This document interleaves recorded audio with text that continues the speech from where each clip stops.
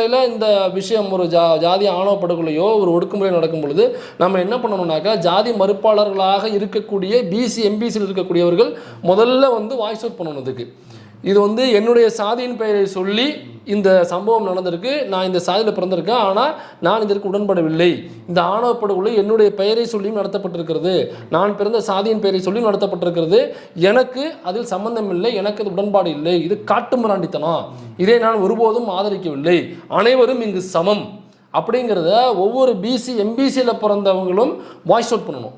நீங்கள் ஜாதிக்கு எதிரான மனநிலை இருக்கிறவங்களாக இருந்தால் தயவு செய்து வெளியில் வந்து வாய்ஸ் அவுட் பண்ணணும்.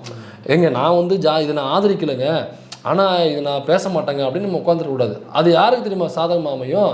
இப்போ நீங்கள் கொலையை இந்த சுர்ஜித்துக்கு பங்காளி ஆகுறீங்க, நீங்கள் அந்த கொலையில் நீங்கள் பங்கெடுக்கிறீங்க.